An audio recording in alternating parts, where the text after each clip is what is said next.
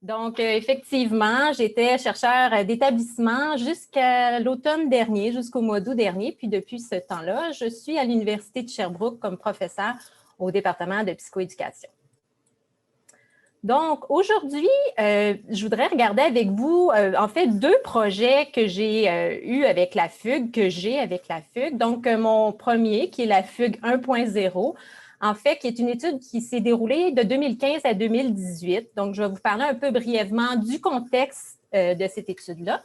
Et je vais vous présenter quelques résultats. Certains sont publiés, puis d'autres sont tout chauds. Donc, quelques résultats préliminaires pour susciter peut-être une conversation à la fin, si vous avez des questions, des commentaires, quel genre de retombées ou qu'est-ce que ça résonne pour vous.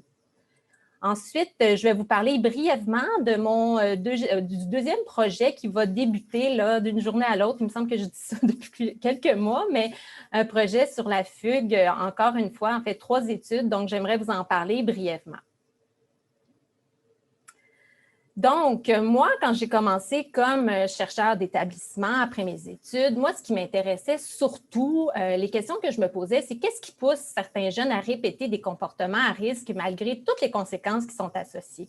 Pourquoi il y en a qui vont répéter encore et encore, malgré les conséquences au niveau physique, psychologique, au niveau de leur suivi à l'interne et tout ça? Et également, je me posais des questions sur les mécanismes qui sont impliqués dans cette tendance à cette prise de risque-là. Donc, comment que les choses sont interreliées pour expliquer cette prise de risque-là. Puis, dans mes premières années, il y avait un séminaire du centre d'expertise qui était en 2014 qui s'intéressait justement à la problématique de fugue. Puis là, je me suis dit, en regardant l'ampleur des conséquences qui étaient associées à cette problématique-là, puis les risques qui étaient pris, puis les enjeux qui étaient associés à la fugue en centre de réadaptation, mais je me suis dit, mais ça pourrait peut-être être intéressant d'aller explorer mes questions de recherche auprès de la clientèle des jeunes fugueurs. Donc, c'est de là que mes projets sur la fugue ont commencé. Avant de l'oublier, je voulais souligner la collaboration avec plusieurs intervenants du CIUS Centre-Sud, donc la directrice adjointe Annie Bastien, René-André Brisebois, si tu es là, bonjour, bonjour à tout le monde, Sophie Desjardins, qui est conseillère cadre pour la structure de soutien fugue, sexo et toxico, et toute l'équipe de la structure fugue, sexo, toxico qui m'aide beaucoup dernièrement pour débuter ma prochaine étude. Donc, c'est collaboration et surtout remerciements à tout ce beau monde-là. Donc, ma première étude, donc on retourne en 2015 environ. Donc, moi, je m'intéressais à la prise de risque chez les jeunes, chez les adolescents. Donc, pour essayer de bien comprendre cette propension-là à la prise de risque, je me suis intéressée à 2 modèles théoriques qui expliquent bien cette tendance-là qu'on observe chez les jeunes à prendre des risques.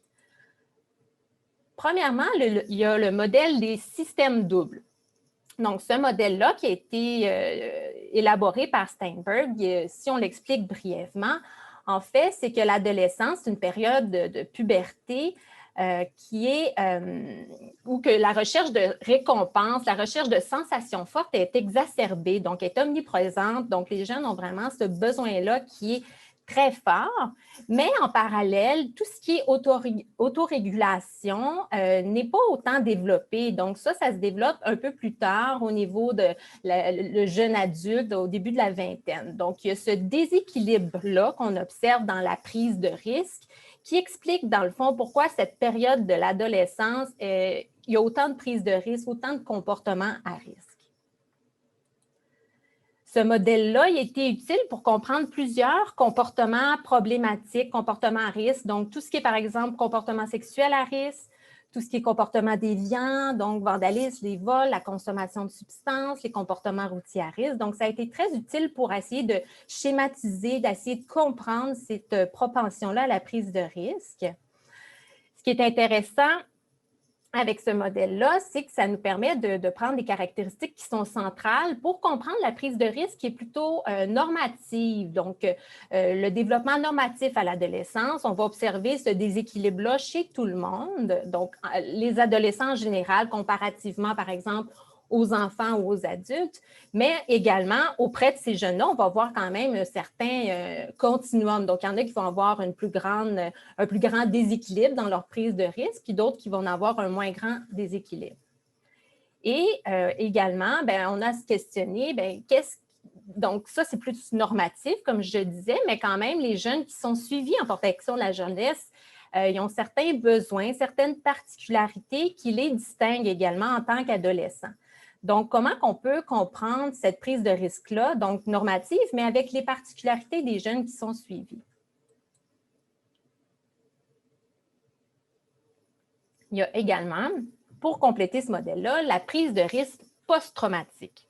Donc, comme on le sait, les jeunes qui sont suivis en protection ont souvent été exposés à divers traumas au niveau de la négligence, des expositions des expériences adverses et tout ça.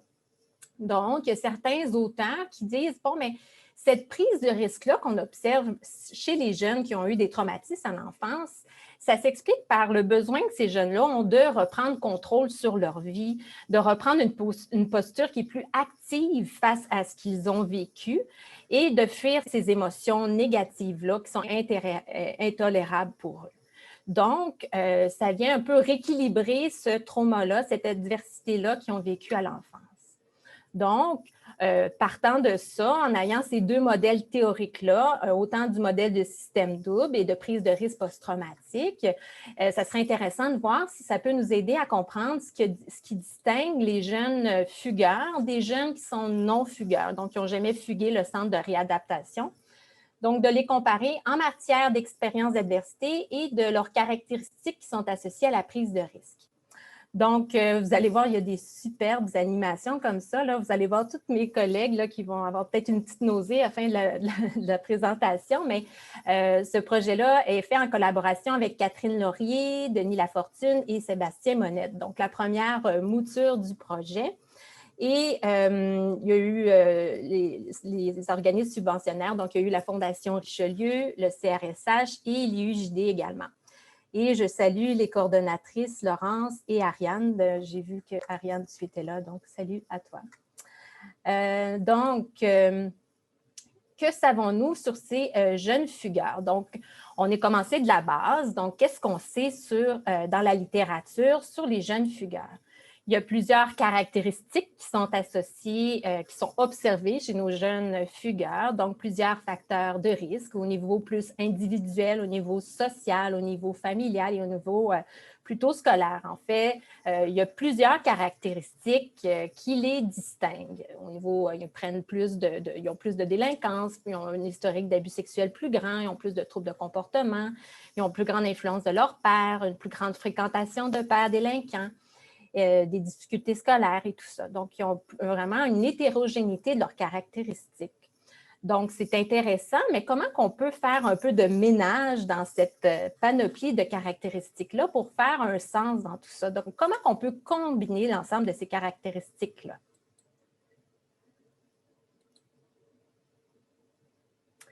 En général, pour justement faire ce ménage-là, cette catégorisation-là, essayer de voir comment ils se distinguent. On a souvent entendu parler, là, vous avez sûrement déjà entendu, le côté fuguer de, donc les jeunes qui fuguent d'un endroit qu'ils veulent quitter, là, donc qui fuguent une situation qui est adverse, ou fuguer vers, donc par exemple des jeunes fugueurs qui vont vouloir plutôt aller rejoindre leurs amis, aller faire le party, retourner vers leur famille. Donc, cette dichotomie-là, on la voit souvent dans la littérature, puis ça fait sens également. Mais en même temps, ça enlève quand même certaines nuances. Donc, il y en a qui vont plutôt opter pour une typologie. Donc, ce n'est pas nécessairement fuguer de, fuguer vers. Il y a un peu plus de variété. Il y a eu certaines études qui l'ont fait. Donc, je n'irai pas dans le détail, mais pour votre information, il y a certaines études qui l'ont fait. Très peu, là. En fait, j'en nomme une, là. Sinon, au Québec, il y a eu quand même certaines essais qui ont été faits en lien avec les typologies, par exemple, avec l'INES, qui a fait un gros travail de recension sur les meilleures pratiques sur la fugue, puis faire un portrait aussi détaillé sur les jeunes fugueurs en centre de réadaptation. Donc, si vous connaissez bien la fugue, vous avez sûrement vu passer ces rapports-là très importants. Puis, dans leur portrait sur les jeunes fugueurs, ils ont proposé une typologie sur les différents types de fugueurs qui sont suivis en protection de la jeunesse, donc garçons et filles. Et il y avait 4 types. Donc, pour faire ces typologies-là, ils se basaient vraiment sur qu'est-ce qu'on a dans nos bases de données, là, les bases de données, la BDI, base de données informationnelles, qu'est-ce qu'on a comme information sur leur fugue. Donc, tout ce qui est la durée de leur fugue, le nombre de fugues qu'ils ont eu, comment ils sont revenus, est-ce qu'ils sont revenus avec des policiers, est-ce qu'ils sont revenus seuls, est-ce qu'ils sont revenus avec leurs parents. Donc, toutes des caractéristiques vraiment liées à la fugue. Et ils ont proposé ces 4 typologies-là. Donc, ça, c'est intéressant, c'est très descriptif, mais on ne sait pas, dans le fond, chacun de ces groupes-là, comment ils se distinguent. Par exemple, un fugueur unique, donc il fugue 1 ou 2 fois, donc très peu. Comment ils se distinguent en matière de prise de risque des fugueurs chroniques? On peut se l'imaginer, mais qu'en est-il réellement? Donc, on n'avait pas cette information-là.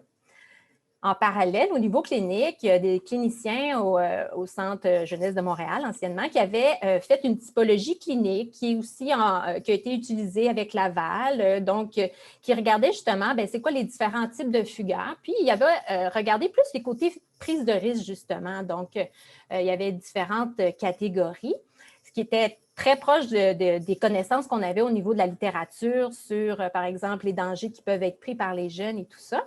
Mais cette typologie-là n'avait pas été validée en tant que telle. Donc, on a décidé de proposer une autre étude dans le cadre du soutien financier que l'Institut universitaire avait donné. Puis, on a essayé d'aller voir, est-ce qu'on peut nous aussi faire une typologie en prenant les mêmes indicateurs de fugue qui sont disponibles dans nos bases de données, mais après ça, de pousser un peu plus loin puis d'essayer de voir, mais comment que ces profils-là se distinguent.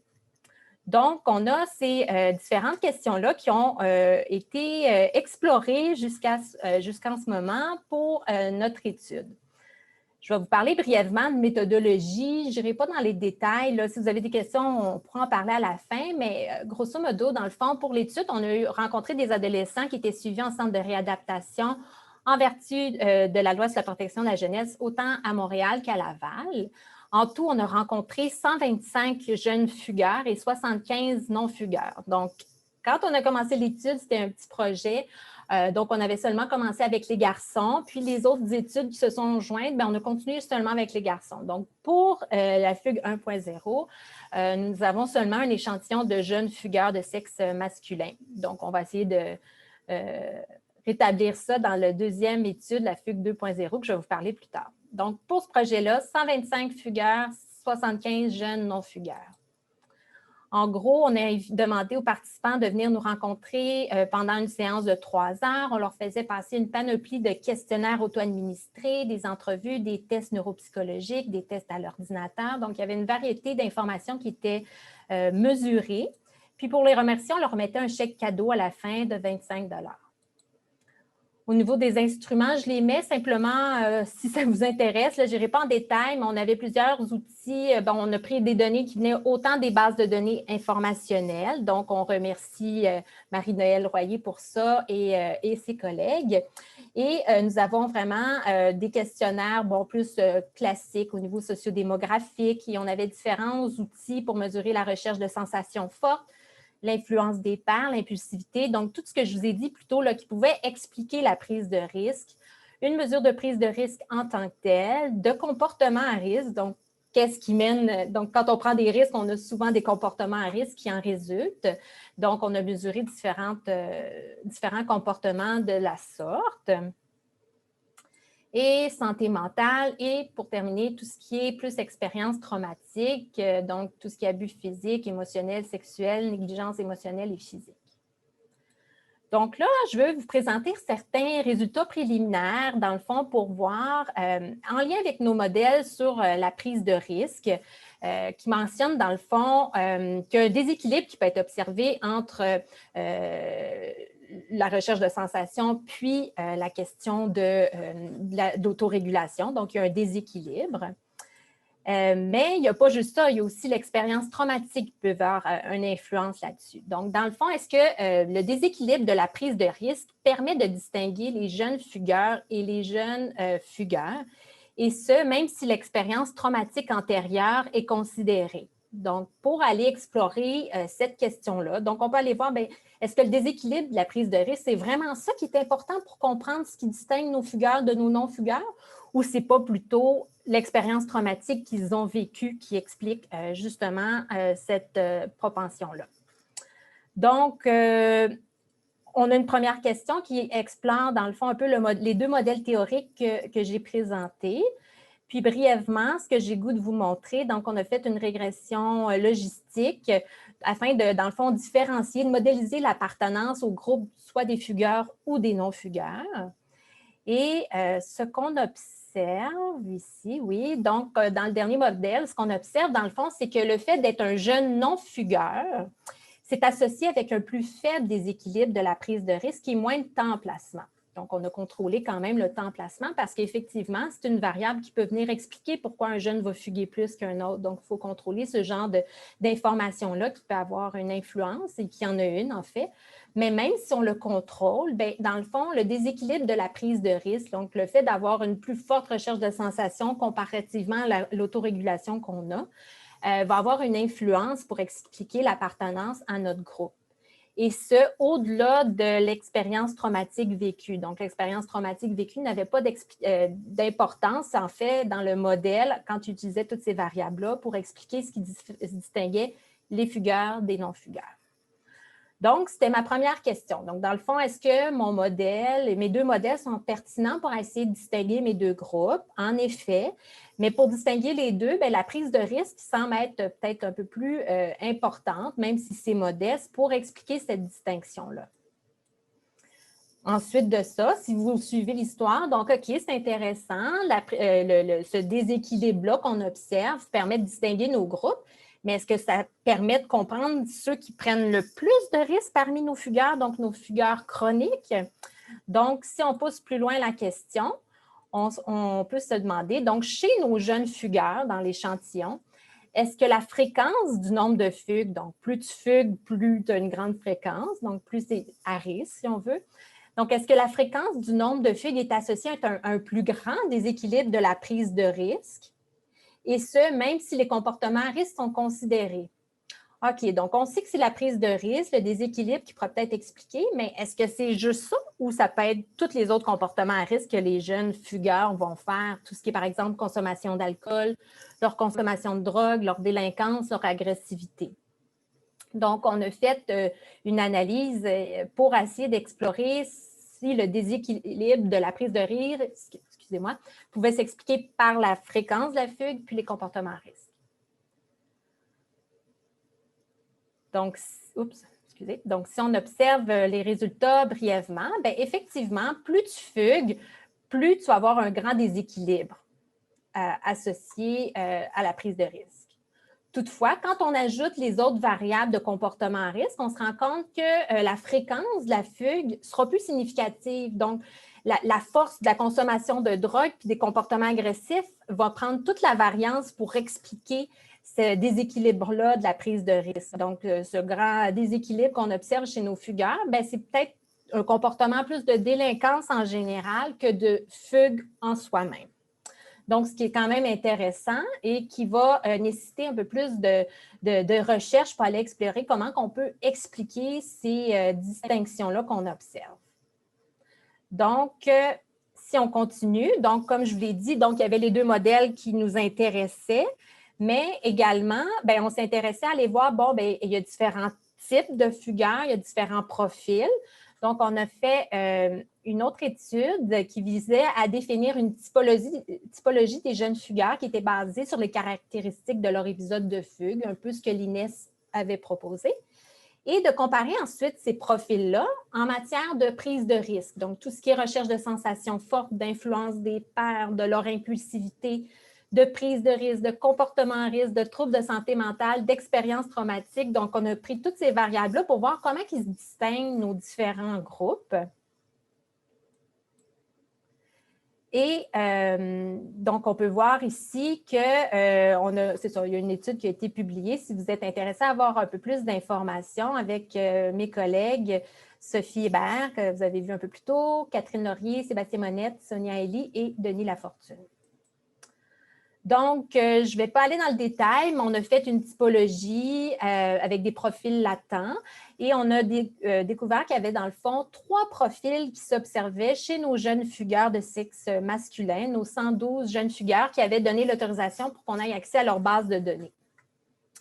Donc, nos jeunes fugueurs avec implication de la famille, c'est nous qui avons décidé de l'appeler comme ça.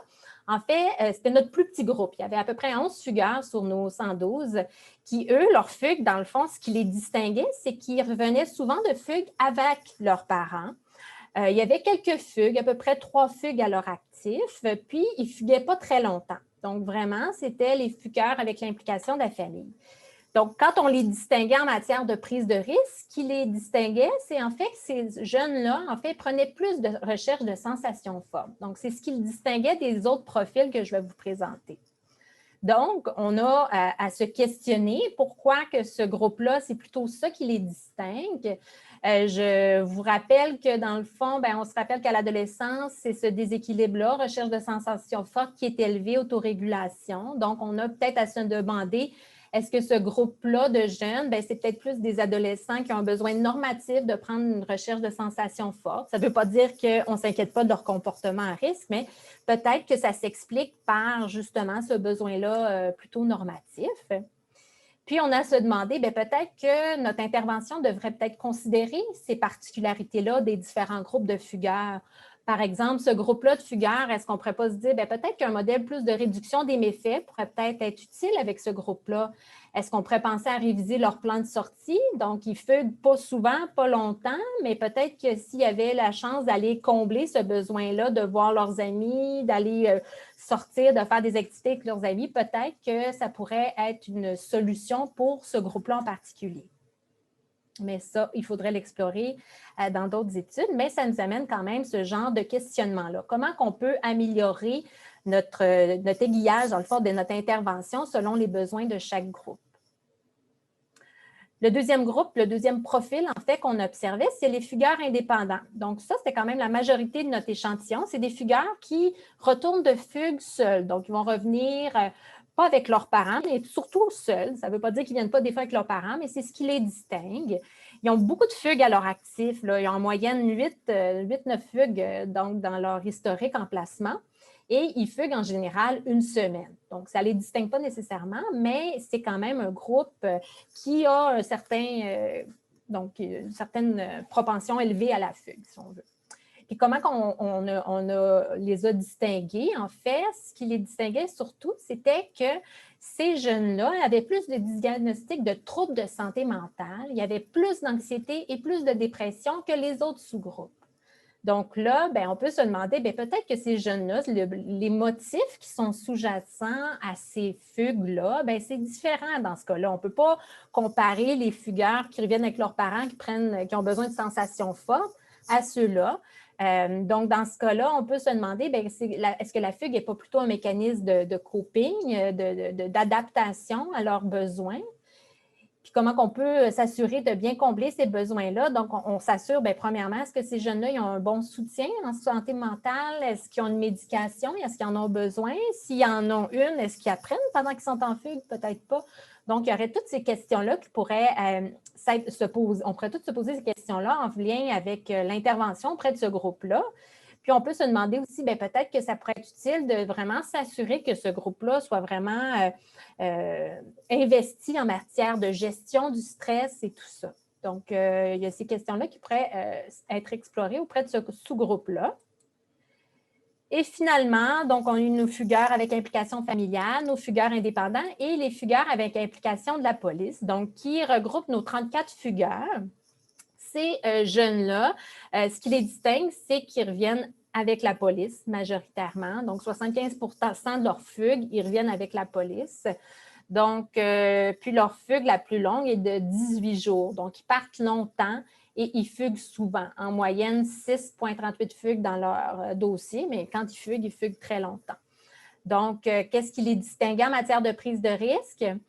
Ce sous-groupe-là, il se distinguait du groupe indépendant en termes d'historique d'abus sexuels. Donc, il y avait un plus grand historique d'abus sexuels que l'autre groupe. Donc, c'est quand même inquiétant. Donc, on peut se demander, peut-être que pour eux, leur prise de risque, c'est peut-être plus au niveau de la prise de risque post-traumatique, comme j'expliquais. Donc, le fait d'avoir eu ces abus-là à l'enfance et d'autres aussi, peut-être que le fait de fuguer, ça leur permet de reprendre un peu de contrôle sur le peu qu'ils ont dans leur vie. Donc, en lien avec ces théories-là, donc on pourrait se demander peut-être qu'il faudrait s'assurer que les jeunes qui ont plus ce profil-là, qui reviennent plus avec la police et tout ça, mais peut-être de s'assurer d'avoir vraiment une approche qui est sensible au trauma pour s'assurer qu'ils soient vraiment bien comblés à ce niveau-là. Donc, ces trois profils-là, trois profils qui se distinguent en matière de besoins, en prise de risque, en besoins de santé mentale, donc qui nous amènent à nous re-questionner sur notre façon d'intervenir. Est-ce qu'on pourrait être plus sensible aux besoins de chaque type de jeune fugueur? Donc, puis ce que je trouve intéressant, c'est bon, c'est jeunes garçons seulement, mais malgré, donc on s'attend à avoir plus d'historique d'abus, par exemple, chez les filles, mais même chez les garçons, on a cette historique-là, donc il faut vraiment s'en inquiéter puis s'en préoccuper. Donc, pour conclure notre présentation, je voulais vous présenter brièvement ce qui s'en vient. Donc, comme je vous l'ai dit, là, on va y aller avec garçons et filles jeunes fugueuses. C'est 3 études, en fait, qui vont débuter, qui vont s'intéresser un peu à la suite de ce premier volet sur la fugue. Donc, c'est projet fugue 14-17 ans. Ce projet-là, c'est 3 études. Donc, on est plusieurs chercheurs là, qui vont collaborer dans les réflexions, dans les analyses et tout ça sur le projet de recherche. Donc, vous les voyez ici. Et juste pour vous donner une idée, donc l'étude 1, on va vraiment s'intéresser, il y a un projet de partenariat entre le milieu institutionnel et le milieu communautaire avec En Marche 12-17. Puis, on va aller évaluer, dans le fond, comment ça se passe, ce partenariat-là, qui est très novateur. Donc, on a eu une subvention pour aller explorer ça avec l'équipe de la structure Fugue Sexo-Texico, la structure FST. Ensuite, pour l'étude 2, là, c'est vraiment plus en lien avec la consommation de substances. On va essayer de faire un peu un profil des différents types de consommateurs qu'on observe lors des épisodes de fugue. Ce qui était intéressant, notre première étude, c'est qu'on regardait les comportements à risque en général. Mais là, ce qu'on va faire, c'est vraiment d'aller voir pendant leur fugue, qu'est-ce qu'ils ont fait précisément. Donc, ce qu'on ne sait pas beaucoup, on en doute, on déduit, mais vraiment les détailler, quel type de consommation, est-ce qu'il y a un profil plus à risque, est-ce que c'est des consommateurs qui vont consommer seuls, avec des amis, est-ce qu'ils consomment dans la rue, chez eux? Donc, on va vraiment essayer de faire un profil de consommateur. Et l'étude 3 qui est associée à cette étude-là également, on va plutôt s'intéresser à prédire cette récurrence de fugue-là. Donc, quand on a un jeune qui a fugué ou une jeune qui a fugué, comment on peut prédire qu'il va y avoir d'autres fugues futures et prédire aussi qu'est-ce qu'ils vont faire pendant leur fugue. Donc, au-delà de la consommation de substances, mais tous les autres comportements à risque qu'on peut faire. Est-ce qu'ils se sont tenus dans des endroits à risque au centre-ville? Est-ce qu'ils ont dormi chez n'importe qui, des gens qu'ils ne connaissaient pas? Ou plutôt, c'est des gens qui vont avoir, par exemple, été jouer au PlayStation chez leurs cousins puis ont fumé quelques joints. Donc, on va essayer de faire vraiment un profil, pas un profil, mais essayer de comprendre qu'est-ce qui distingue les différents jeunes fugueurs. Puis qu'est-ce qui fait que, dans le fond, il y a certains jeunes qui vont rester pas mal toujours dans le même genre de comportement d'une fugue à l'autre. Puis il y en a d'autres qui vont apprendre de leur fugue, puis ça va être de plus en plus peut-être aggraver les prises de risque qu'ils vont prendre. Donc, on va aller explorer tous ces liens-là entre une fugue puis la subséquente. Donc, on a bien hâte de commencer. Ça devrait débuter d'une journée à l'autre. Donc, c'est ça. Donc, on va voir les garçons et les filles pour ce volet-là. Donc, c'est ça, comme je vous disais, donc les questions de recherche qu'on va explorer. Donc, est-ce qu'on peut prédire la récurrence de fugue et les comportements adoptés pendant les épisodes de fugue et est-ce qu'on peut définir différents profils de consommateurs? Donc, merci de votre attention. Puis, je vous laisse la parole pour la discussion. Et si vous avez des questions entre-temps, n'hésitez pas à me contacter à l'adresse suivante. Merci.